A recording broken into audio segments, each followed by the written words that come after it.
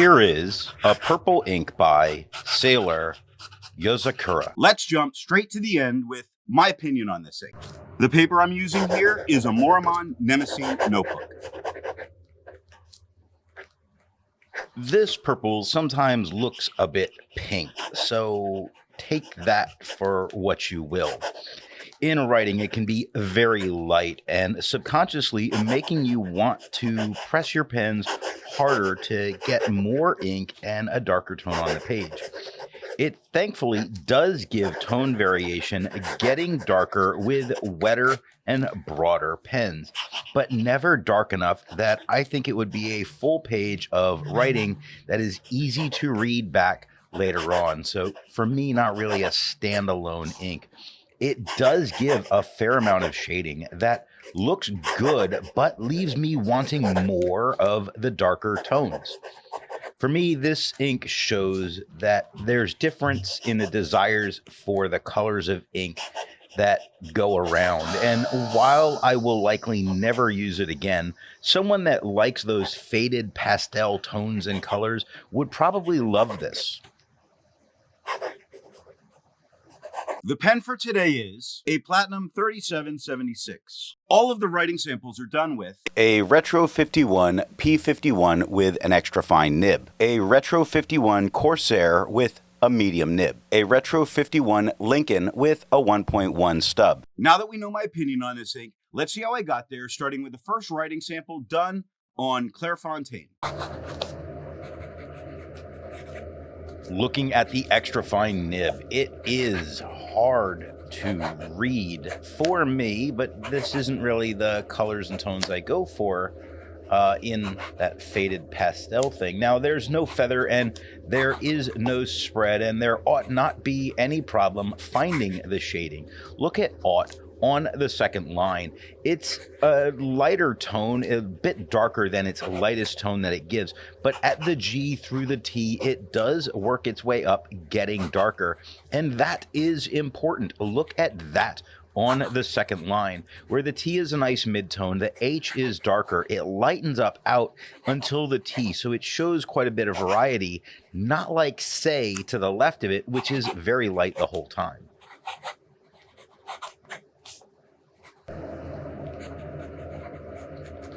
Looking at the medium nib, it is a bit darker than it was with the extra fine, thankfully, with no feathering and with no spread, but there is some shading. Look at there before on the second line.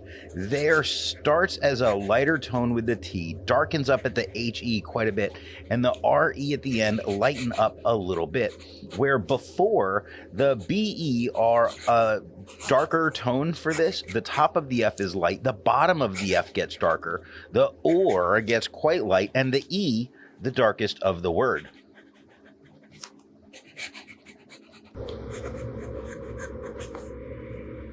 Looking at the stub nib, it is darker than it was with the medium. There is no feathering, there is no spread, there is shading. First, you really do see it. Look at first on the first line. It starts darker, lightens up at the ers, and gets very dark at the T at the end. Smog almost directly underneath it, and I know I just missed. Don't hate on me, Lord of the Rings people.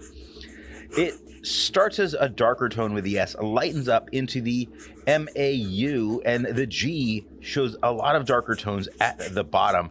The dragons really do bring some shading here, where dragons on the third line, the beginning of the D is lighter. The top of the D and the R is quite a bit darker. The A lightens up, shades its way into a darker G, works its way out through the ON, getting lighter, and then very dark at the end of the S. Looking at the back of the page, it's not a surprise that there is no bleeding and no ghosting. Like most inks, this one comes in a bottle. This is how the Pilot Custom 823 fits. And here is the Pelican M1000. Here is the ink level when you can no longer fill a Lamy Safari. There is approximately 7 milliliters of ink left. The next writing sample is done in a Portage reporter's notebook. Looking at the extra fine nib, it is a little bit darker and easier to read than it was on the Clairfontaine, which is why I included this in the writing samples, because I do think it's important to see that sometimes the non-fountain pen friendly papers that very frequently change the tone some can make an ink much more usable. Now, we get no feathering and we get no spread. We do get little hills of shading. Looking at hills on the second line, that the H is a midtone, the I gets very light, the first L very dark, lightening through the second L through the S. So we do get some shading here that I think looks fairly nice.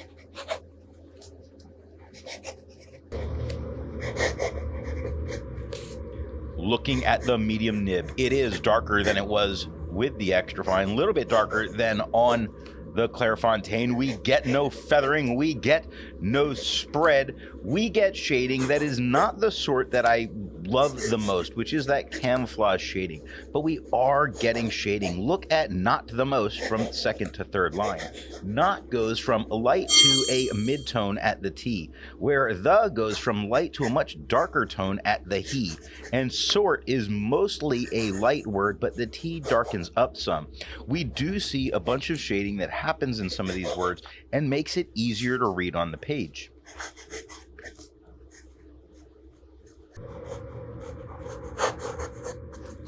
Looking at the stub nib, it is a little bit darker than it was with the medium, tiny bit lighter than it was on the Clairfontaine. Now, we get no feathering and we get no spread. We do get some shading as if its performance is a bit enchanted.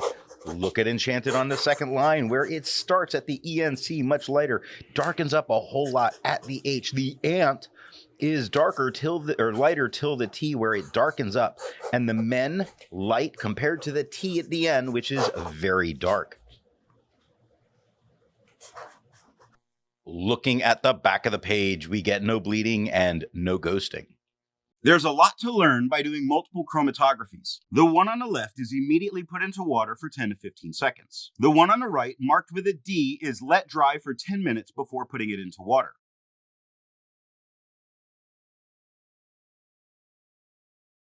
Resistance tests are done to see how this ink can be expected to perform on the page, and more importantly, how hard it may be to clean from your pen. The smear is allowed to dry for 3 days before testing it. The highlighter is on the top left, pen flush is on the top right, 1/3 bleach solution is on the bottom left, and water is on the bottom right. With over 1,000 inks reviewed, let's take a look at some color comparables. Here is a purple ink by Birmingham Pen Company, Allegheny River Twilight. Here is a purple ink by Diamine Amazing Amethyst. Here is a purple ink by Noodler's Tchaikovsky. Here is a purple ink by Sailor Magic Purple. While it's nice to see inks in the same color family, I prefer to find an ink that complements this color on the page. Here is Organic Studios James Joyce Hunter Green. Here is Pen BBS number 261.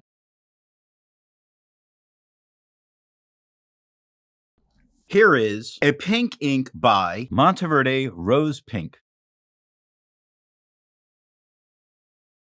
Here is a yellow ink by Kayono Oto Yamabuki Iro.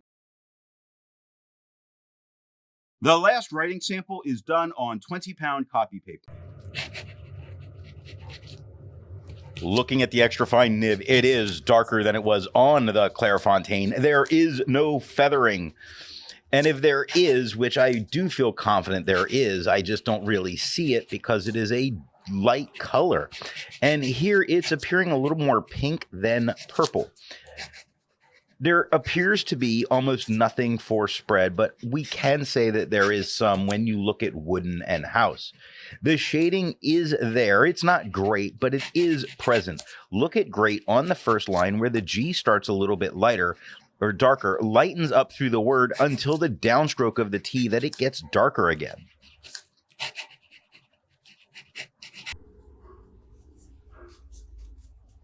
Looking at the medium nib, it is darker than it was with the extra fine, a little bit darker than it was on the Clairfontaine. Because of the thicker line for the medium versus the extra fine, the feathering is present a little bit more, as it's easier to spot, like 2 on the second line, him still on the second line. A lot of feathering, and it really does show up there.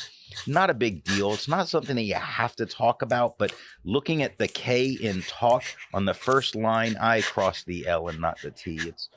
It's a weird thing about my crossing T's. You see that, you know, the feathering and the spread do happen. The spread that's going on here is not the end of the world, same as the feathering, not the end of the world. Now, neither of those were a big deal. It does give some shading when you look at neither on the third line, where it starts lighter, and it's at the cross of the T into the H where it does show a much darker tone. It lightens up for the E and gets very dark at the R. Now, it's nice that it's shading here because it is copy paper and it's not known for its shading. I'm not worried about this bleeding through, only because of how light a tone it is.